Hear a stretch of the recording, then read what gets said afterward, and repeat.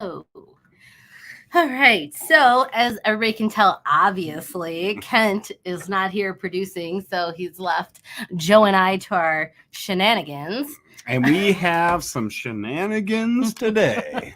So, today we are talking supporting ways that we could support our fellow business owners or friends and family that own businesses. Or I guess friends and family that are in upper management that need support as well. So it's not just limited to business owners. Um, so, um, yeah. So today, Joe and I had a fun-filled adventure of supporting some of our clients and business partners. Mm-hmm. I mean, I had a great time. Did you? Yes, I say that I needed a day to kind of burn off some steam, and I feel like that was well accomplished after tax season ending on Tuesday. Is it well planned that it was on a Friday? Like Yes. if this was different on a Tuesday, would you have treated it differently? I probably wouldn't have included my office. You would have just ran out, done your I normal, would have rode a little bit more solo. like solo cup or solo Solo individual. Got it.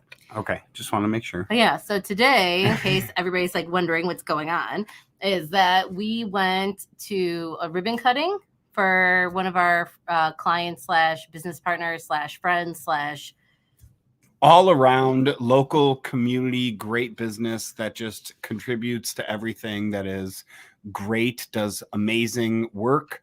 So we wanted to be supportive and help them out. And so we did that for the ribbon cutting and an open house. And the ribbon cutting was for, we're going to call them out, Clean Bee. They were absolutely pivotal for our business, Carrie and I, with Restoration One, because they really helped us to take on. Christine was at both events as well. So we were at Clean Bee, and they have been such, I will just say, they've been such a pivotal point to our business to help us grow, in the sense that in the beginning we use them a lot for knowledge, for business referrals, for help doing work, all the types of things, and we still do all of those aspects today. So it was there's such a pivotal point to our business, being, we're so young, and so we really use them as a mentor to help us figure out what we were doing. So when they said we're having a ribbon cutting at their new shop, well, of course we have to support. Right. There's no way not to, right? I mean, I feel like you and I have both had events at our respective places of business. We have. And I feel like it's such a good feeling when you see that level of turnout from your other business partners or people that you network with, that's part of the chambers that you're part of, or part of networking groups that you're part of. I feel like it's just such a good feeling when those people all show up to support you in the middle of their workday, or even when there's the after hours mixers from 5 to 7.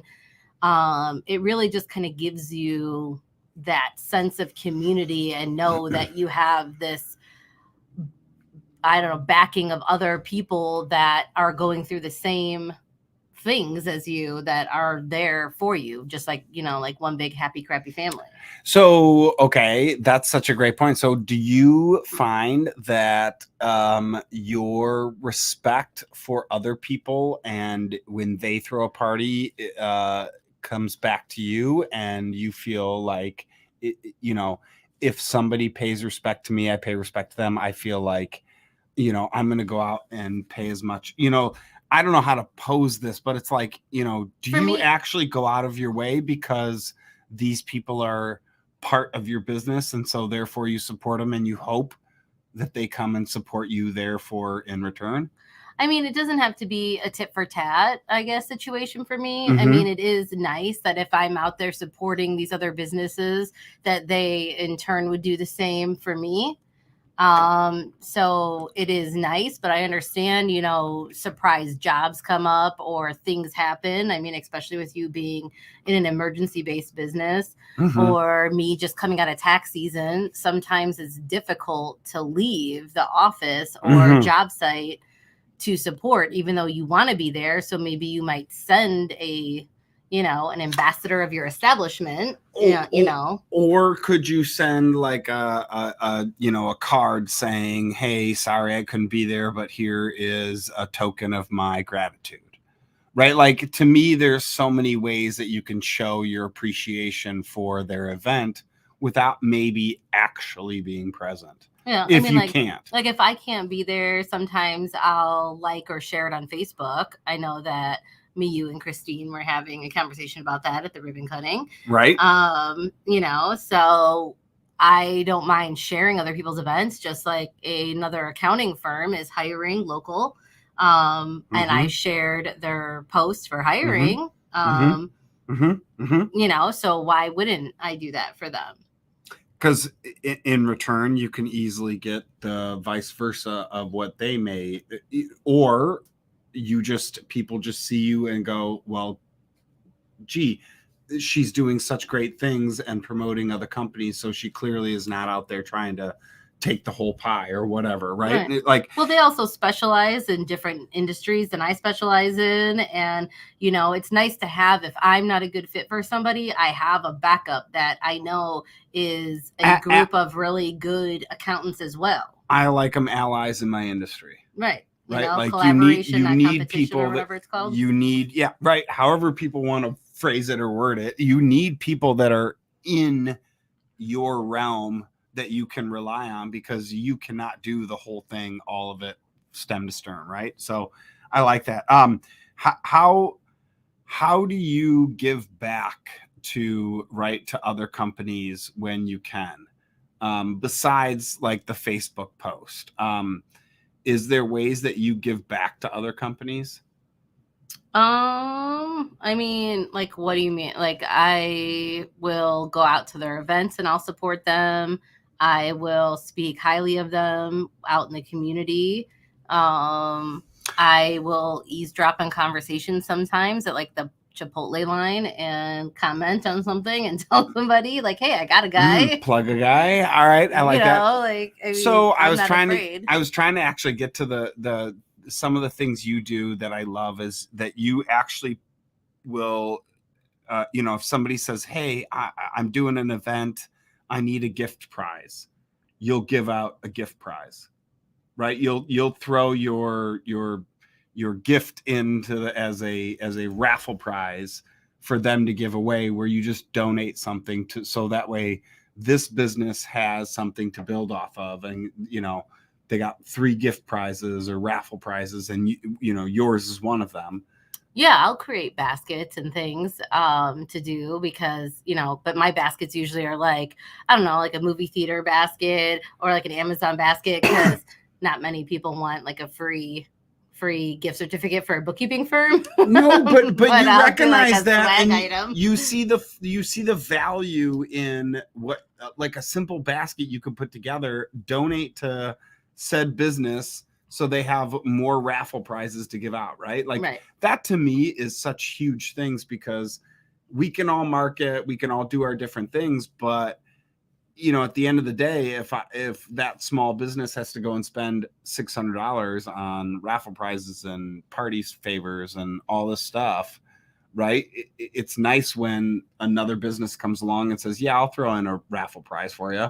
Little tick off of the expense list for that party they're trying to throw. Right. Well, so, I mean, I'm sure everybody saw our post the other day. We're going to do a Cinco de Mayo party here at the studio on May 5th.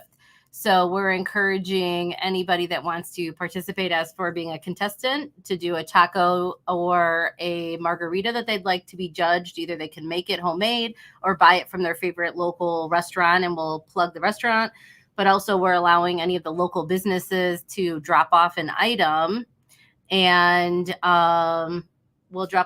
could drop off an item, and we're going to give them a 30-second read on the show to let them know, like, hey, so-and-so donated a hat or a flashlight or whatever we have. We have a Mod Podge of prizes that people are going to be able to enter and win. So definitely reach out to us if you want to do that. So does Derek say, hey, all, checking in on a class break. Did I win the $100? No, unfortunately, the sheep does not belong to Joe. That sheep will be mine one day, though. Christine says that they buy tools from one of our local supply houses and do a monthly raffle for the plumbers and HVAC owners. Yes. Oh, yeah. I see that all the time that you guys post that your bucket with the, what is that called? Tools. It's a bucket raffle, we call Yeah. it. But it's one of the ways Christine has skillfully utilized our referral partners to, one, support their business in buying stuff from them, but two, just a simple raffle saying for all the people that come in, they're allowed to buy stuff from that business, and as soon as they do, they can put their name in the raffle. So it drives more business into that company. So it's such a great way to add our business into theirs with our simple marketing budget, right? Like we have. Mm-hmm. Any business should have a marketing budget, and it's what you do with that. So Christine has found a beautiful way to utilize what we do with our budget. Well, another good thing that Christine pointed out earlier today when we were all together is that you can't be afraid of the ask. Mm-hmm. Like, mm-hmm. While you know or assume you know how to support your other business owners or friends or community, sometimes you just have to be willing to be specific and just tell them how to support you, and just give that, like, ask for either an introduction or, a like or a share or something in order to, like, whatever you're in the need of the moment. I was going to say, what would you ask for from a client? Like for us, obviously we want a plumber to send us business because they're out seeing jobs first or whatever. I guess for me, like, anytime a client is willing to really give me that introduction to their CPA and allow me to have one-on-one communication with them about the file, that gives me an opportunity to kind of do a audition, is what I call it, because they're really going to give the final critique of my skill set and performance. And if I could win them over, then they'll potentially kind of refer me to other clientele based upon what I produce for you guys or any client or whatever. Whoever it may be. Yeah. I mean, there's such a hard way to ask, and the ask is such a tough thing. But, you can't just ask right away. If you were to go and ask somebody right away, hey, can I have this, with the first time you meet them, you're probably going to be shut down. However, if you do a bunch of things, work for them, show up to their events, and then you give the ask. Yeah. Usually for me personally, I like to feel out a situation and feel out the people and determine if I feel like if they would be a good fit for somebody that I would welcome into my home to do work there, or somebody that I would recommend to a family member to do work, then I know that I would be comfortable recommending them to my clients. What if they continue to pursue, like, getting you to come and support them, however you don't feel comfortable with their service work or their ability to do their job? I mean, I'll go to people's events and support them because I know what it's like to start from ground zero and build my way up and establish myself in a community and all of that. So I'll go and continue to support somebody, but not every time would I refer them. I mean, I can go to, like I was saying to Christine earlier, that we're going to use Christine instead of the word green room, I guess, today. 100%. That I noticed that there was, like, in the last couple months, I've noticed that there was 2 or 3 different bookkeeping firms that have joined the McHenry Chamber. And I kind of got lazy in the aspect that I know I've always been kind of like one of the few, the go-to almost, right, because you're a monopoly. Like, I've been like one of the few firms that's a specific bookkeeping firm, and we're not an accounting firm, so we're at a different rate. So I've been kind of the only bookkeeping firm. Now there's 2 or 3 other firms in there besides me now I'm like, well, shit, now I got to start going back out and doing Meeting these up events more. and meeting up with your humans that you market Right. with and the other businesses. So okay, that brings up to me a great question then. When you have an established market, you feel, right? You had that established market of this area, and somebody else steps in that's new, young, hot, hungry, right? Now you, not hot as in like, oh, she's or he's smoking. But I'm saying like hot as in like the new thing. Right. So somebody steps in with the new thing, and people tend to gravitate sometimes to that if they're into jumping ship quickly. Well, it's just hard. Like if I'm not in your face all the time, or like even for you, because like for you specifically, because most people think of you when they're having an emergency. Hits the fan. Right. Like they are like, oh yeah, whatever, blah, blah, blah, blah, blah. Oh, I have 2 feet of water in my basement. Now what? Who do I call? What Who happened? do I call? Who was the last person I saw? And then they're going to run through their Rolodex in their head. Hopefully Joe's bright ass smile stands out. This guy. So like whoever they last saw is going to be the person that they're going to call. But also, so part of it is that, and wanting to make sure that you're kind of one of their last memories. But also, I'm curious to see, like, do they specialize in an industry that I don't specialize in? Is there stuff that we could collaborate on? Do they not want to do cleanup work, but we have a reputation for doing cleanup work? Or do they want to do more taxes, or et cetera, et cetera? Like, who knows what it's going to be? But I'm not going to lie, it does sting a little bit when you've worked to establish what you thought a relationship with somebody, and then you see the Google review come up for the new firm versus your firm, and then it makes you think, like, what kind of impression did I make on these people when I've been talking to them for 4 or 5 years and they didn't call me? And now this new firm comes in, and all of a sudden they're the bright shining star. Or like you've been answering questions on the side for free to these people, and then all of a sudden you see the Google review when they've already been working with a firm for a year. Let's not get into researchable data. But I'm just saying, like these. Hi, Mom. These are just different things that like you see when you feel like you've established that connection. And that could probably and possibly be a whole show in itself. Well, to my point, that's like you're going in and saying, okay, I have established all these people and I really love all these people, but now there will always be somebody new coming in, right? Like that is business 101.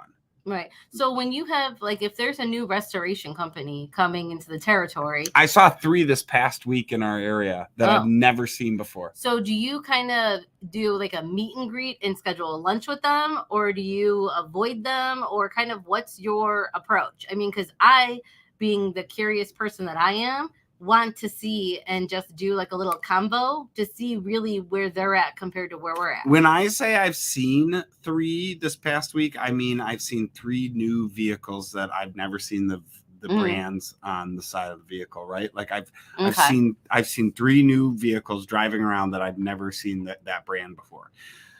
So I'm not just going to roll up to them, because more often than not for our industry, I know the vehicles that are local to our area, right? I know the companies that are local to our area. Well, it's like hard for me. I mean, it's probably very different for you because you deal with so many people in so many trades that you can't necessarily be loyal to one person. Like that would be not advantageous for the growth of your business. Correct. For me, it's like if someone, so if I'm in McHenry County and someone's like, oh, like I had a potential client come to my office and I'm like, who do you want to meet? Like, who would be your ideal person to meet to grow your business? Because you're a startup and whatever. And they said restoration companies. So I named off, you guys were one of the first restoration companies that came to mind that I said you need to talk to. You should have said right now. But I'm like, you need to talk to, either Joe or Christine and you need to meet with them, I could do the introduction. And, you know, if you guys want to sit down and have like lunch or something, I could come and be whatever. Facilitate. Yeah, totally. And I'm like, but they are the go-to people in McHenry County to talk to, you know? I'm glad you followed up with that. So it's just like, it's easy for, but you know what I mean? It's like easy for me to kind of dial in on like certain one or things. two people because, you know, but like if somebody asks me for a CPA, then I'm like, oh God, like I know like 40. So it's like, well, and that's, like, how do I pick? That's like in your industry. So when things are, you know, within the realm of your industry and you know so many players, how do you keep all those people happy with supporting them? I kind of try and let everybody know that specifically in my industry, Mm-hmm. I let them know I try and do the rule of 3 and I try and pair people personality wise.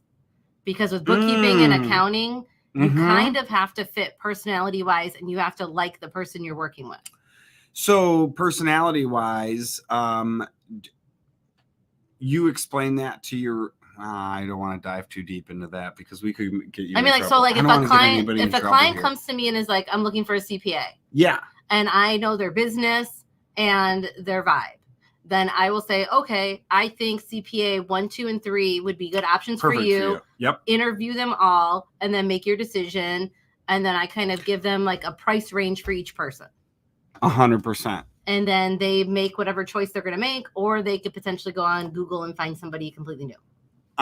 Do you ever have to give more than 3 because you just don't know the vibe of the person? No. Like locally, I have my go-to people that I typically will use. Yeah.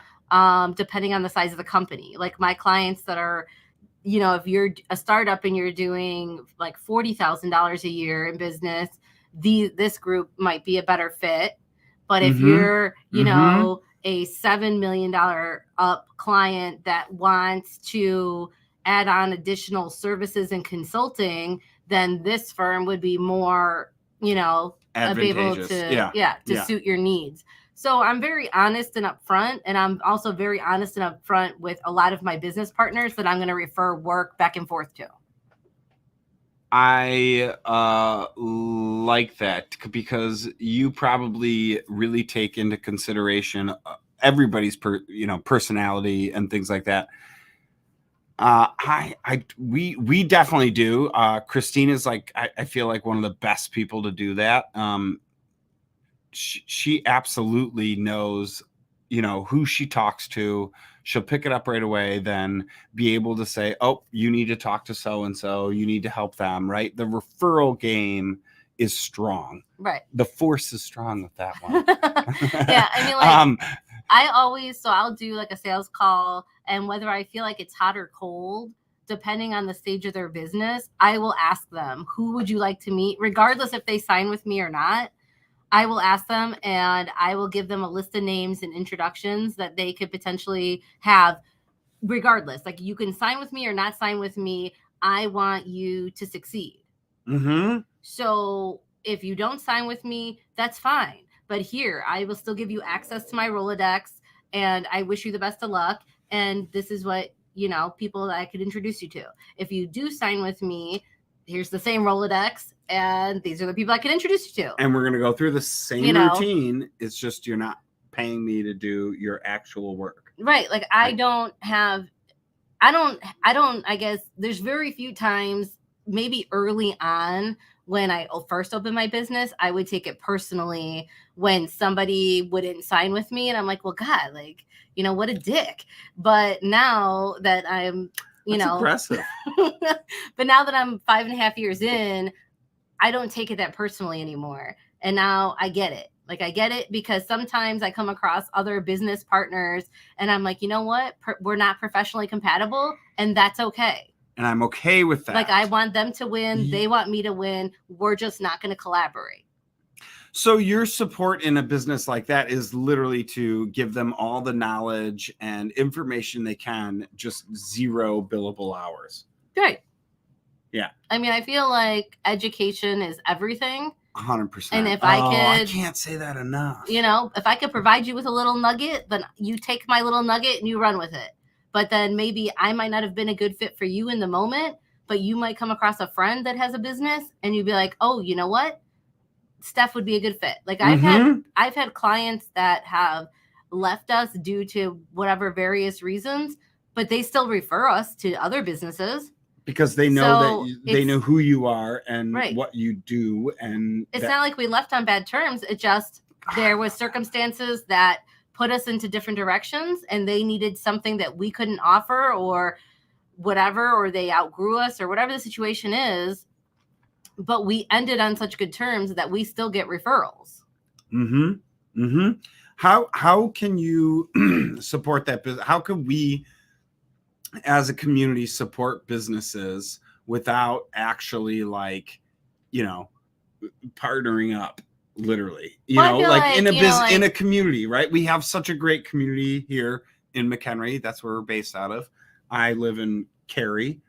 We have a great community there, and we all support each other.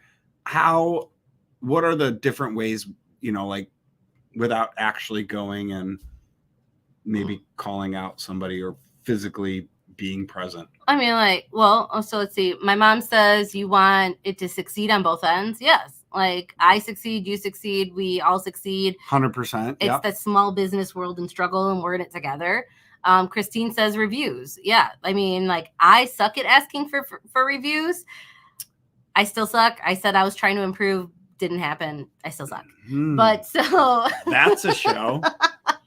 But Joe, on the other hand, or his team, very good at asking for reviews. This is something we have pounded home. Right. You guys have your whole shtick. You have your whole thing. We know what we're doing with the reviews. Well, so to me, one thing I slack at with my local community is there is a local ice cream shop, right? And our girls go occasionally, but people love to go there. And there's been an ice cream store in this location, right, for a few times, whatever, maybe a restaurant before that or a pizza shop or whatever it was. But there's been businesses that have come through there and everybody talks about it. But, and even I may have said, yeah, go support these guys, but I don't do it.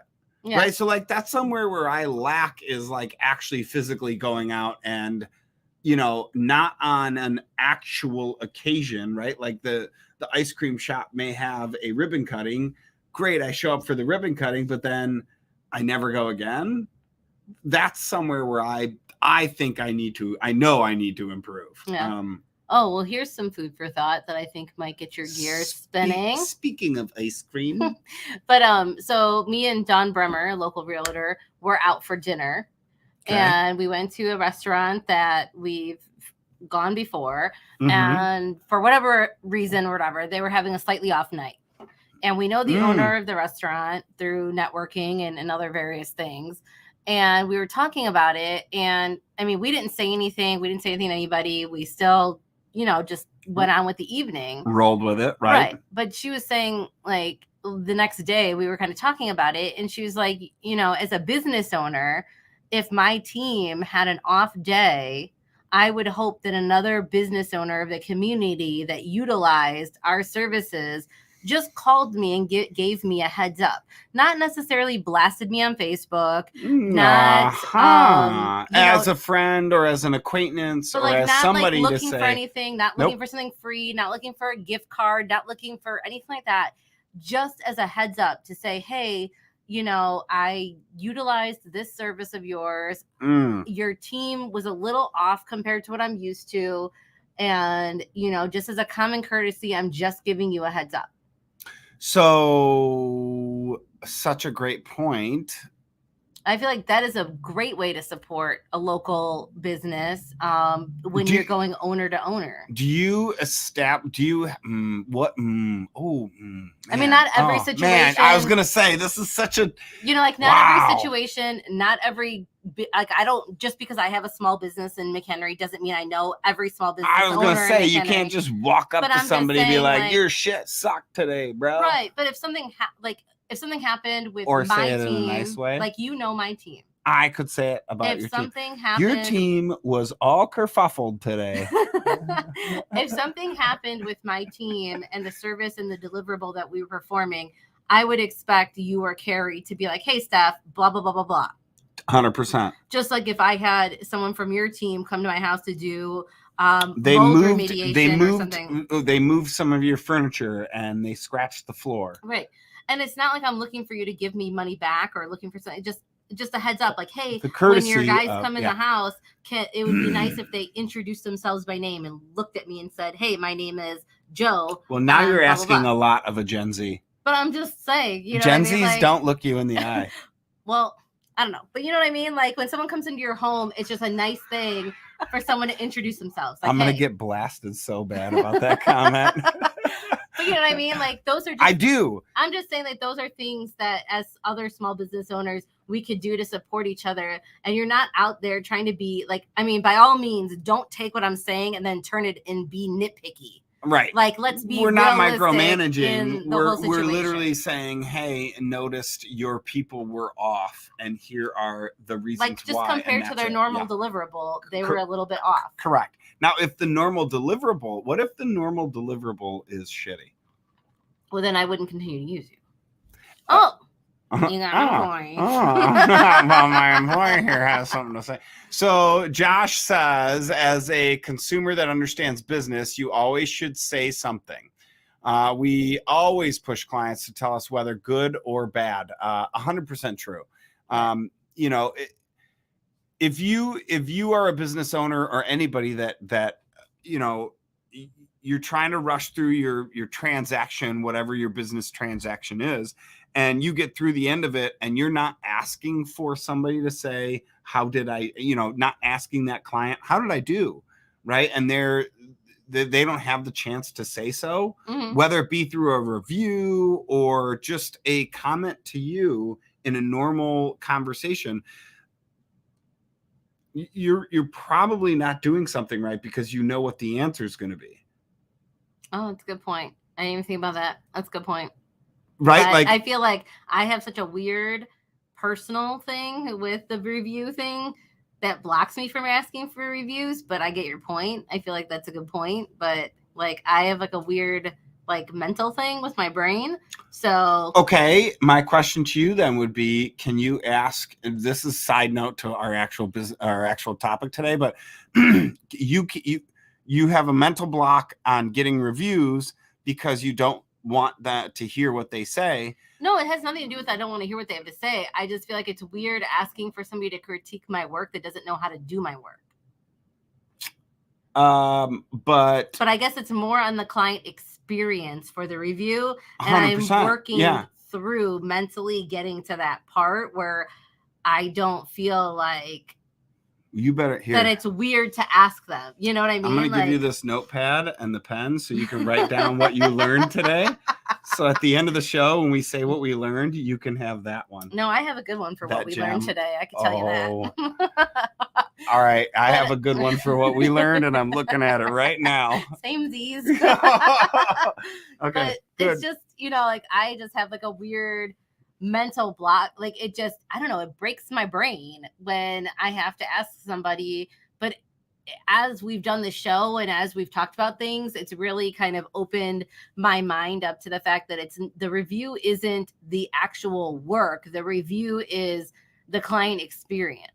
And so it was like the same thing that I kind of had to work through when I started hiring staff and delegating and letting things go and all of that. Like it was just a whole process for me because I just have a control freak tendency, but that's just a whole nother show.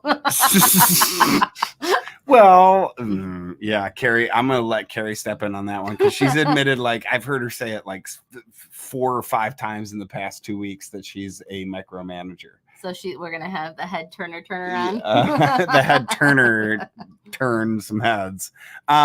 So you are hesitant to get a review from your client. However,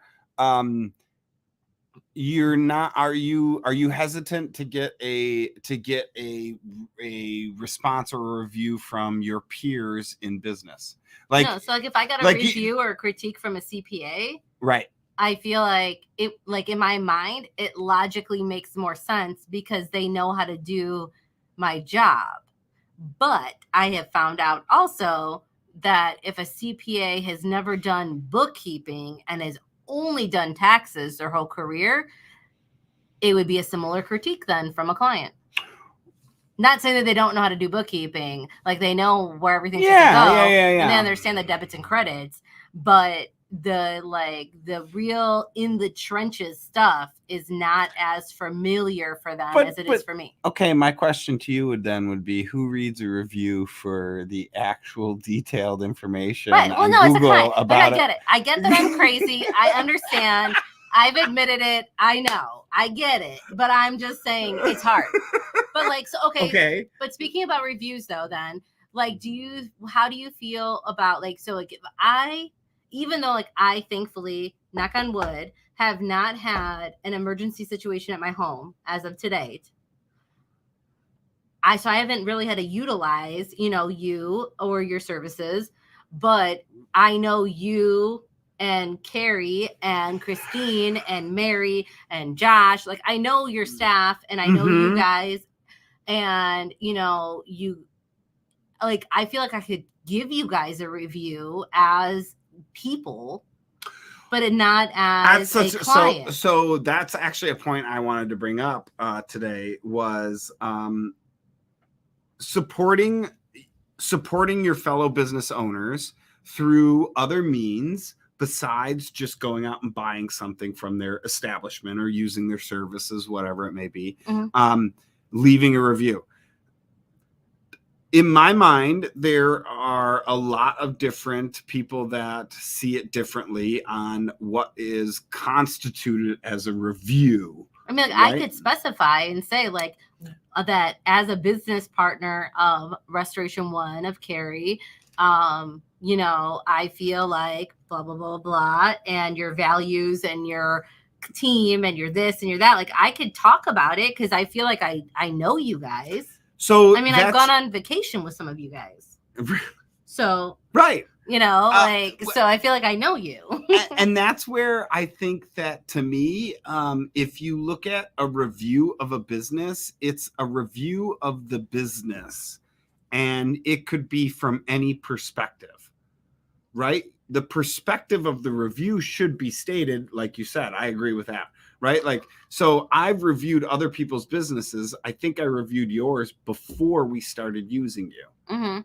And it was, I've known Steph for a while, stand-up human being, has great ethics, she likes, I'm kidding. I didn't put that in the review. I don't even remember what I wrote in the review, but, in my mind, you can absolutely support your fellow partners through like a review in that instance, liking them on Facebook, like Christine said.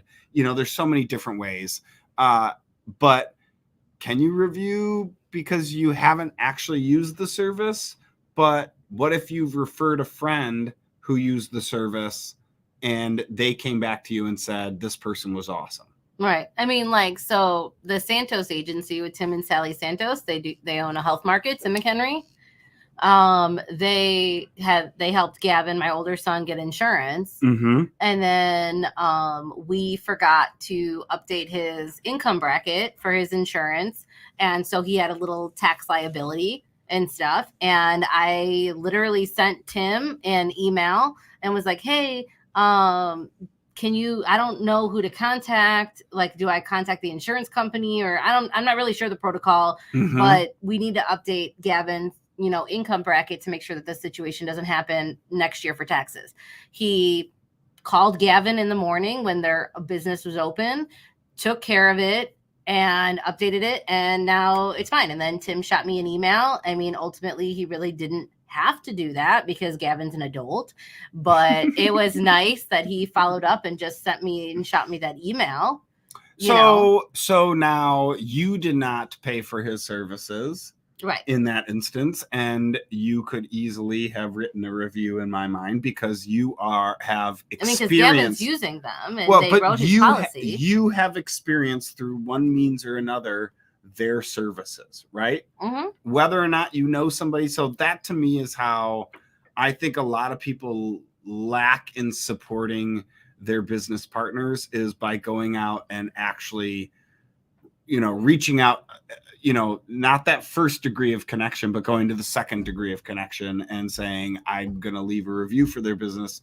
I may not have used Restoration One who cleaned up shit for my house, but I know several people who have. They've all had a great experience. I'm going to go on and say, I know so many people that had a great experience. I'm really, whatever. That to me is how you can easily, support your business partners. Well, obviously today was kind of like a Friday fun day is what I would call it.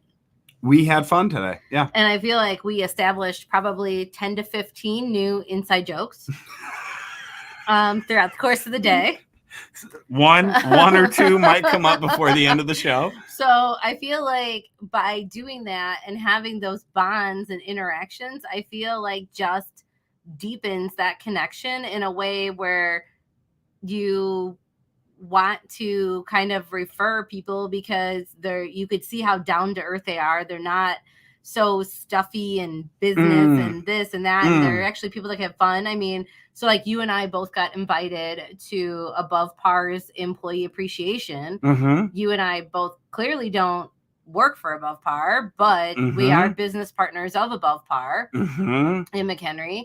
And so we went to their event and supported them right before we had to come on the air. That's how I won this awesome vest. I don't know if you guys could see it. Which you really can't see because of the green screen, but it is a full-on construction vest that is high vis. And they had a game, and I had to shoot a Nerf gun at a card from a deck of cards, and I shot it, and I won this. And we also got this little gem here in the front, our little mascot sheep. Now this sheep has some lipstick. has some some other features. Oh my god. But I'm just saying, like, the fact that we can go to a business partner's event like that, I feel like we let our hair down, had fun with. I let my hair down. We had fun with the all of the crew. They knew who they were inviting to their event by bringing us to the event. To be honest, and they had their other vendors and stuff there as well. To be honest, they invited the people that they knew were their business partners that had the same mentality, same mindset, and same great sense of humor as them. Right. And therefore, we all showed up. We all had a great time. I got to shoot darts at Steph, and literally she said I'm a bad shot, and then I whizzed one right by her ear. Yeah, he almost hit me in the head. So it was. But we had goggles on, so we were OSHA compliant. Safety third. But this little thing. I feel like it's going to make it onto our next Inside Joke show. I feel like she is going to be back for that. Oh, for sure. Oh. But I'm just saying, I feel like from the takeaway from this, I feel like you need to surround yourself with like-minded individuals. I feel like you need to find your people, because I feel like when I've said this before on the show, that when I first started Steph's bookkeeping service, I was wearing business attire because that's what bookkeepers and accountants were wearing. I didn't drink. I didn't swear. I didn't really let my personality out. You weren't yourself. And, I'd be at these events, and then I couldn't wait to get home, just so I could just be me. And then now that I see other people being themselves at the events and not holding back, or at least I don't think they're holding back. I mean, if they're still holding back, like, I don't even know. These people are fucked up. I hold back. Yeah. So it's just, like, I like that I've established relationships with people to where I could go have a good time at their event. I don't embarrass them in front of their other vendors or staff or people, whoever it may be. Right.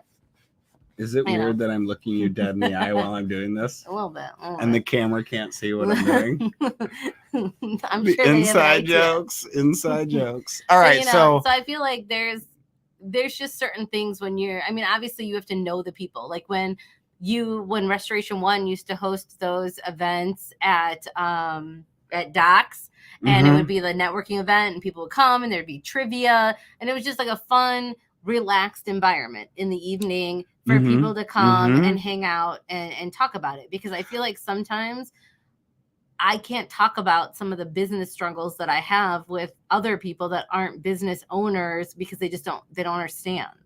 I feel like you and I, well, first off, let me say for those events, I love that because yes, it's right. You could show up, you could do your thing, you could talk about business. It's casual. However, it still was relatively structured in the sense that we weren't going to go and be, super, like super casual, where there still was, we have an agenda. We're trying to get things done. We're trying to do some networking here. Oh crap, I forgot where I was going with the next part. Shit. I just have to do this now. It's the Friday fun day. It's the Friday fun day. But it's just, like even though we could all have fun together in an environment, I feel like once people start having fun and they find their people, then I feel like that's when those really deep connections start to form. And I feel like then that's when real business starts to get done and had, because you have to know, like, and trust the people. Or when I worked in subprime lending, they would call it going 3 deep with a client, which I don't know, but that's what they call it. Come again? Yep, that's what they called it. But so, I feel like once you start doing that and you kind of find your vibe and you find your people, it's so much easier to refer them out. It's so much easier to support them. But on the flip side of it, like the dark side of it, is that with Facebook and other social media platforms, is that once you, like, for example, I don't know how many people like have in the networking groups, there's like a bajillion insurance people, there's a bajillion realtors, and it's like if you share one house for one realtor, then you got to share everything. And one of my friends told me like a few years ago, he's like, I hate looking at your Facebook feed. He's like, I'm gonna mute you because all it is just you sharing other business posts, and it's never anything personal about you. He's like, why don't you just share it on your business page and stop sharing it on your personal page? So, I mean, it was noted, but I feel like you run into that once you share one thing for one person, then there's that like weird expectation or butthurt from somebody else when you don't share their stuff. And so being cordial to all. Right. So I feel like it's like a weird game. But like I share what I share when I share it. Like if I see something that I like, I'll do it. But I'm not on Facebook 24/7. Yeah, you will. So does Rich know that? Yeah. So like I'm not. Oh, Mom, we have a green screen. Mom, now. It's a green screen. We're fancy. Come on, Mom. Hang on. Let me touch the books. Look, I'm flapping the books and I can't move them. It's a green screen. But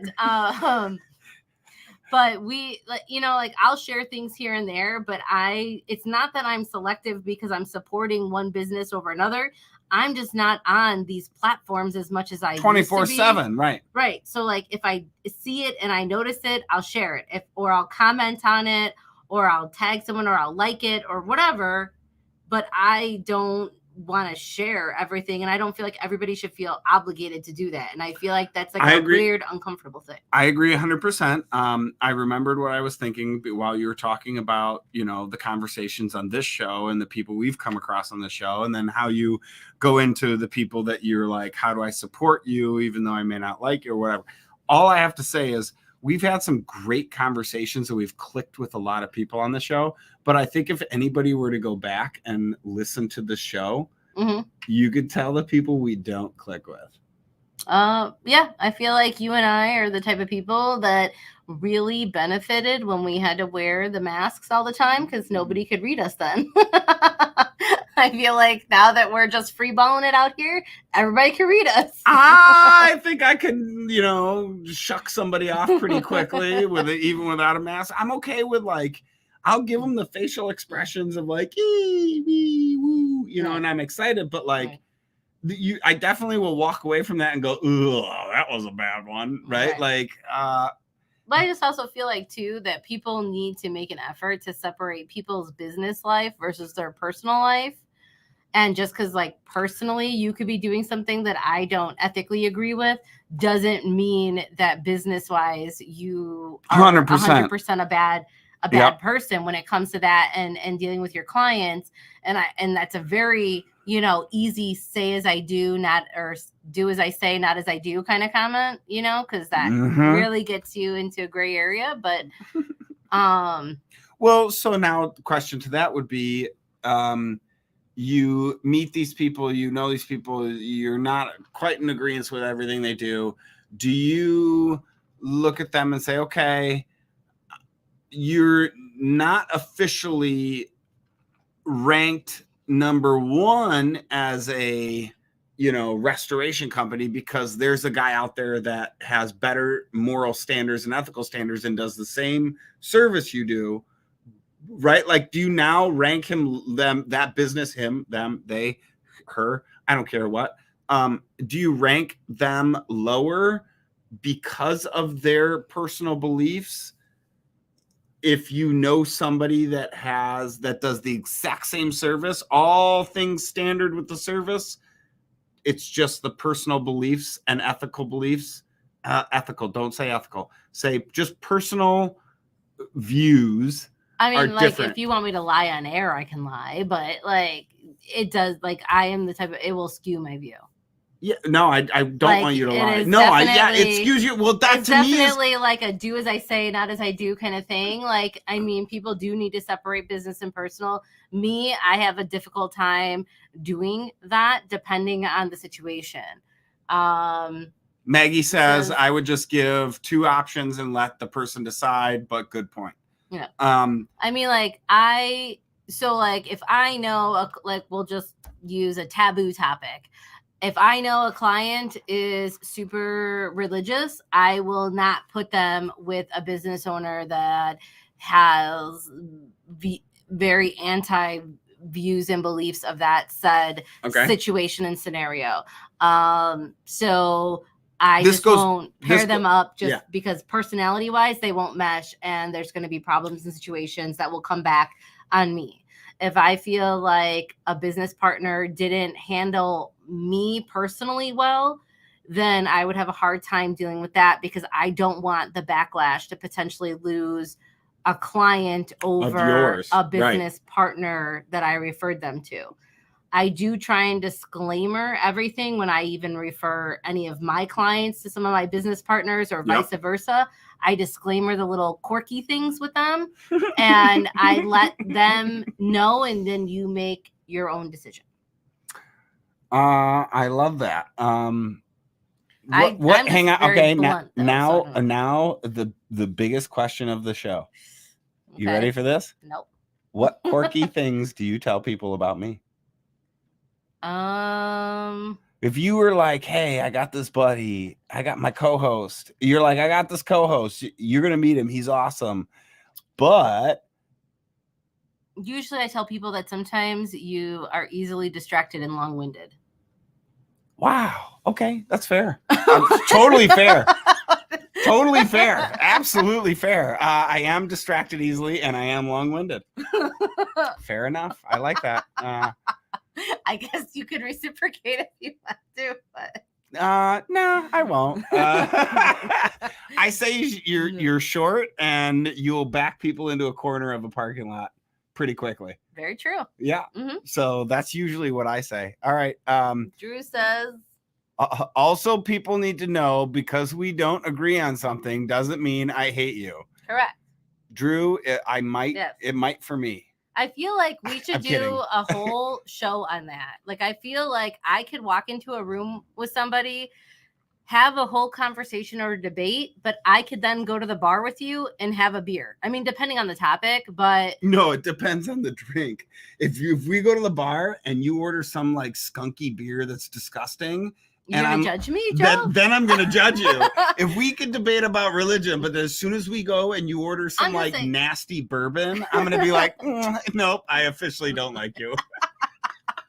I'm just saying, I could have a full-on argument with somebody, depending, and that kind of goes back to the whole thing when we did the show about when people take it to that next level and it becomes personal. Mm-hmm. If we could just have a factual debate, you say your side, I say my side, mm-hmm. and we could just both respect the integrity of the conversation and then move on. Like, I can do that. It's and the be move fine. On part. But when you go, right. I think when people go personal, then that prevents the moving on. It's correct. I would agree with that. So you move on, you go to the bar, and said person orders Evan Williams and Diet Coke. I feel like the only time I get cringy is if you're ordering a glass of whiskey that at a bar, the glass is valued above $12 a glass, and you put a Coke or Diet Coke or ginger ale or Sprite or whatever in it. Okay. And I'm like, you don't know your shit. Yeah. You know, like why order that and then ruin it? But if it's, but that's just a personal preference because I like whiskey and bourbons. Not everybody likes the taste, but they just order that whatever. So well, that's what I'm asking though, is there certain things in the personal side that will push you over the, right? Like if everything factual is on business and we're all good factual on business, but then we go and you say something personal, is there something that could push you over personally? Like to me, obviously, like, we all have those, don't. Oh, like my triggers? Yeah. If someone says something personally to me? Yeah. Oh, I mean, it's just anything with my kids or family. Otherwise, I'm fine. Okay. Like, you can say anything about me. Like, people tell me I'm a bitch all the time. I'm fine with it. Like, that doesn't bother me. It's like water off a duck's back. Doesn't bother me. Right. Like, I know what I know. I know you know that we know. I'm trying to keep pushing. Right? You know. Yeah. No. I got you. I got you. Yeah, I got you. Yeah, no, right, Joe? Yeah, no. Yeah. Ooh. But it's just, Should I say it louder so she hears us next door? There you went home. No, damn it. All right. But it's just, there's very few things that people are going to say to me that I would find so offensive that I would be like, oh my God. But it would have to be somebody that I value their opinion to a highest level of degree for them to say something to me personally, for it to hit me so hard to be like, oh my gosh. Mm-hmm. Like any random person on the street could say whatever they want. Whatever. Roll off. Care less. Yeah.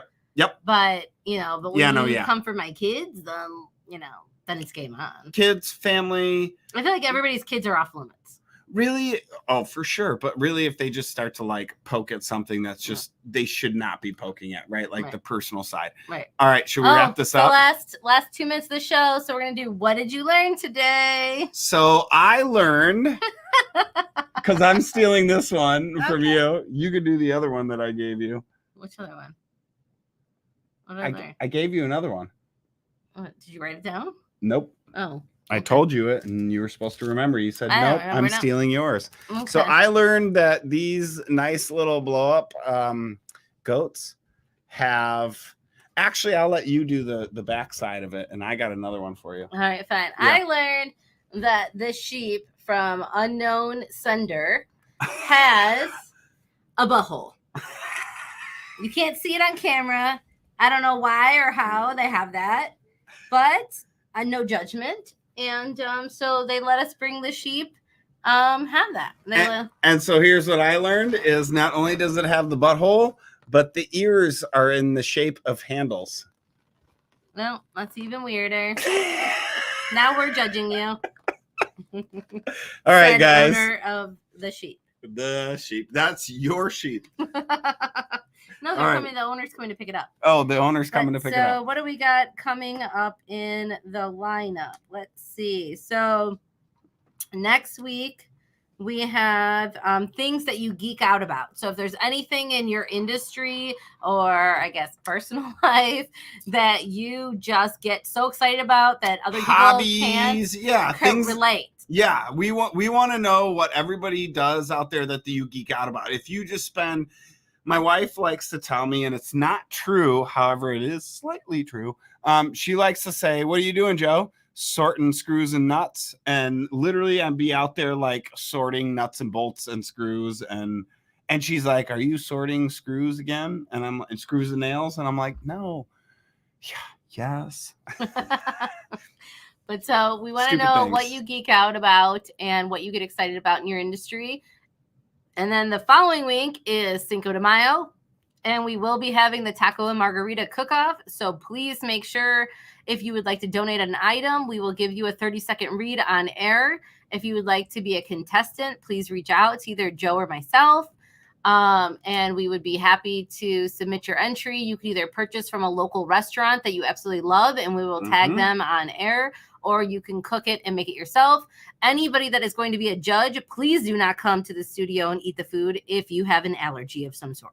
Yes, no, we actually, you need to get a hold of us about being a judge, but we don't have the insurance for that. Yeah, we're looking for a lot of contestants that are submitting things, especially in the margarita category. So far, we're up to 4 contestants. We have 3 tacos and 2 margaritas. So, well, that would be 5 contestants.